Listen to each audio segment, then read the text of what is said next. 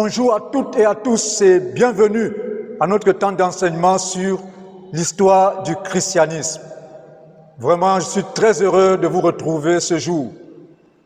Aujourd'hui, c'est notre 5e temps d'enseignement. Et dans cette classe, nous continuerons avec la période de l'Église impériale. Et nous commencerons comme d'habitude, par un petit rappel. Dans le titre de la leçon de ce jour, c'est l'Église impériale, deuxième partie. L'Église impériale, deuxième partie. La fois dernière, nous avons dit que l'Église impériale est la période de l'Église qui va de l'an 313 après Jésus-Christ jusqu'à l'an 476 après Jésus-Christ. Cette période couvre le 4e siècle jusqu'à vers la fin du 5e siècle. Comme nous l'avons vu la fois dernière, après sa victoire en 312 après Jésus-Christ sur Maxence, Constantin promulgua un édit qu'on a appelé l'édit de Milan. Et cet édit marquait la fin de la persécution des chrétiens dans tout le vaste empire romain. La fin de la persécution est l'une des principales caractéristiques de la période de l'Église de l'Empire. Vous savez, à partir de 313 après Jésus-Christ, suite à l'édit de Milan, aucun chrétien n'était plus persécuté pour sa foi en Jésus-Christ. Les chrétiens dont ont cessé de se rencontrer clandestinement dans les catacombes et dans des lieux où ils se cachaient. Ils ont cessé de se rencontrer à des heures indues pour se mettre à l'abri de la persécution. À partir de 313, suite à l'édit de Milan, les choses avaient maintenant changé. Les cultes se tenaient à des heures normales et dans des bâtiments réels, et aussi dans d'autres lieux de culte décents, sans que personne ne soit vraiment inquiété. La politique religieuse de Constantin, comme nous l'avons vu la fois dernière, a eu des conséquences heureuses, mais aussi des conséquences néfastes pour l'Église. Et à partir de cet instant, l'Église, dans sa majorité, a pris une nouvelle direction, tant dans son fond que dans sa forme. Et progressivement, l'Église s'est éloignée du modèle de l'Église primitive, du modèle des apôtres de Jésus-Christ. Après d'avoir donc examiné la semaine dernière les conséquences heureuses de la politique religieuse de Constantin, aujourd'hui, nous allons donc minutieusement examiner les conséquences néfastes de cette politique religieuse de l'empereur Constantin. Donc, comme titre, nous avons les conséquences négatives de la politique religieuse de Constantin sur l'Église.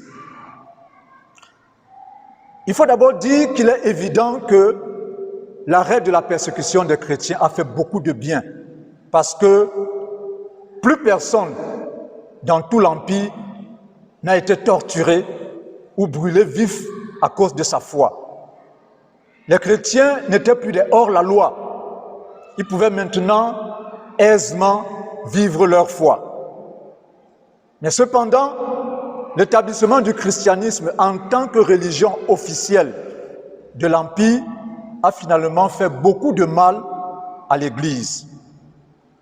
En effet, le culte chrétien, au lieu de continuer à être influencé uniquement par la parole de Dieu, comme cela se faisait les siècles antérieurs, l'Église a commencé à être influencée par le protocole impérial. Et cela a ouvert la porte à toutes sortes d'influences, toutes sortes de choses, comme nous allons le voir par la suite. Examinons donc maintenant les principales conséquences néfastes de la politique religieuse de Constantin sur l'Église. Premièrement, la première conséquence néfaste est l'entrée dans l'Église se faisait maintenant à travers la porte large et par le chemin spacieux. Jésus notre Seigneur a bien indiqué la porte par laquelle tout croyant devrait entrer. Il a dit, et je cite, « Entrez par la porte étroite, car large est la porte et spacieux le chemin qui mène à la perdition. Et il y en a beaucoup qui entrent par là. Mais étroite est la porte et resserré le chemin qui mène à la vie. Et il y en a peu qui les trouvent. » Matthieu 7, versets 13 à 14. Entrez par la porte étroite, car large est la porte et spacieux le chemin qui mène à la perdition.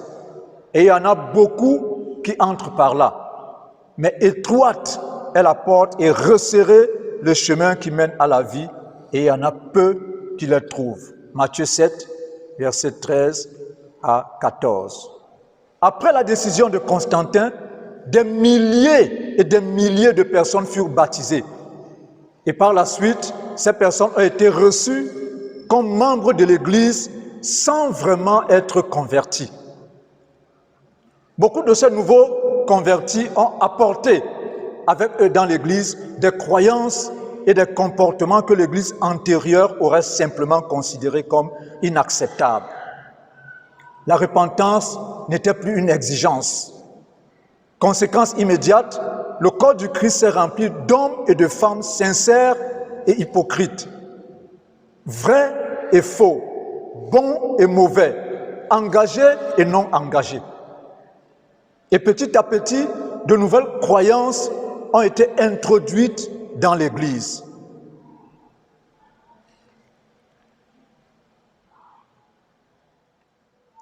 Comme deuxième conséquence néfaste, l'Église devient mondaine. Ça veut simplement dire qu'on ne faisait plus une grande différence entre l'Église et le monde. L'objectif des convertis n'était plus de rechercher à ressembler davantage à Christ.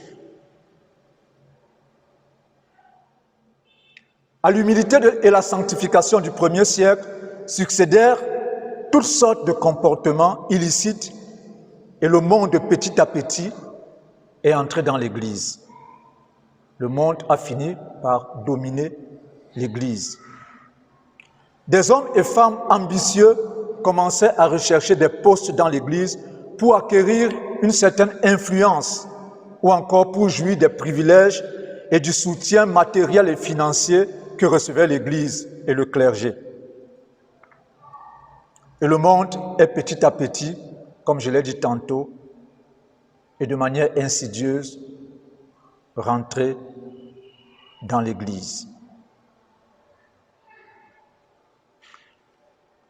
La troisième conséquence, l'entrée des coutumes païennes dans l'Église. Avec l'entrée des gens qui n'ont vraiment pas fait l'expérience d'une vraie conversion, ceux-ci, ne s'étant pas véritablement détournés de leur ancienne nature et de leurs anciennes croyances, ont amené avec eux des formes, des rites et des cérémonies propres à leur ancienne croyance. Et ceux-ci se sont infiltrés insidieusement dans l'Église. Un certain nombre de fêtes païennes, par exemple, ont, dans cette même veine, été transformées en fêtes chrétiennes. L'on avait simplement changé le nom de ces fêtes-là. Vers l'an 405 après Jésus-Christ, les images des saints et des martyrs ont fait leur apparition dans les églises et elles ont été adorées. L'encens qui était utilisé en signe de respect pour l'empereur a commencé à faire son apparition dans l'église chrétienne. Comme quatrième conséquence néfaste, la notion d'église a été peu à peu détournée de son sens premier. L'église a commencé à désigner le bâtiment dans lequel se retrouvent les fidèles. Alors qu'au 1er siècle, et comme c'est stipulé dans les Écritures bibliques, l'Église est l'ensemble des chrétiens qui accomplissent la mission de Jésus-Christ. L'Église n'était pas alors le bâtiment, mais l'ensemble des chrétiens qui accomplissent la mission de Jésus-Christ. Mais à partir de la période de l'Église, de l'Empire, l'Église a commencé à désigner le bâtiment. Et petit à petit, le culte a perdu son côté spirituel et sincère des premiers temps. Par contre, le culte a gagné en splendeur et en éclat. La fixation était maintenant sur la beauté des bâtiments. Et on recherchait les meilleurs architectes pour construire ces bâtiments. La fixation n'était plus la piété intérieure, la sanctification quotidienne qui caractérisait l'adoration à Dieu à l'Église primitive.